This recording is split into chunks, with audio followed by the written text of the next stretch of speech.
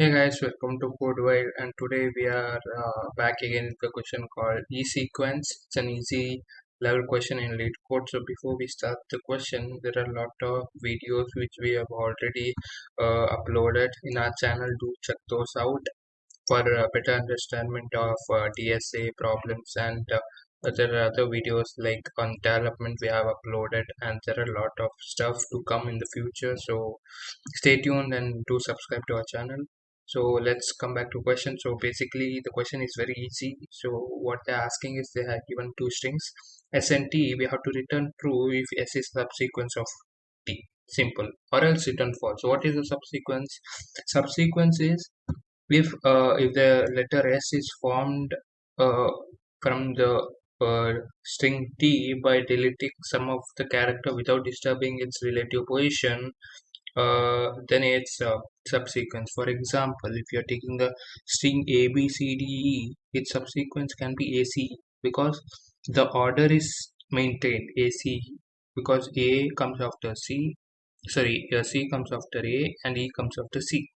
But in this case, A, E, C does I mean, even though it is present in the string, it is not subsequence because it's not in an order. E comes after C, but in this E is coming before C, so it's not a substring. I hope you have understood. So let's how are we going to solve this problem?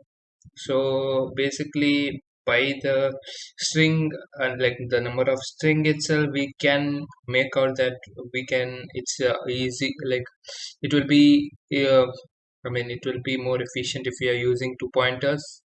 I mean, I will not say it's efficient, though. Like it's not optimized. You can use if you want an optimized solution, you can go with TP. But I'm just keeping it simple by using two pointers.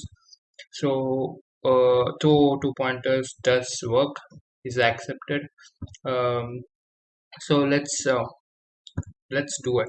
So what will be the base condition? So base condition will be just let's just initialize this p dot length.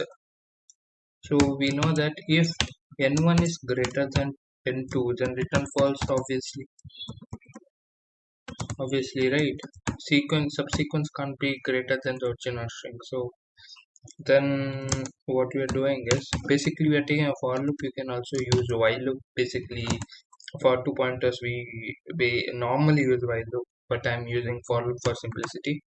uh, I less than n2 I plus plus, then inside this very simple condition, if there is s of j double equal to t of I, if this is true, then j plus plus, then what we will return if j double equal to n1. That's it. I hope you understood.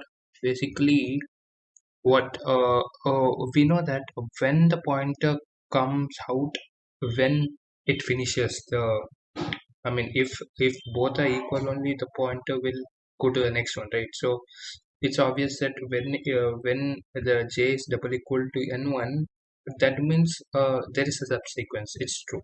So we are doing the same thing. So let's run this. It has worked. Let's submit. It has worked. So I hope you like the solution. Do like the video if you like it, and do subscribe to our channel for more contents. And till then, keep coding. Bye. Thank you.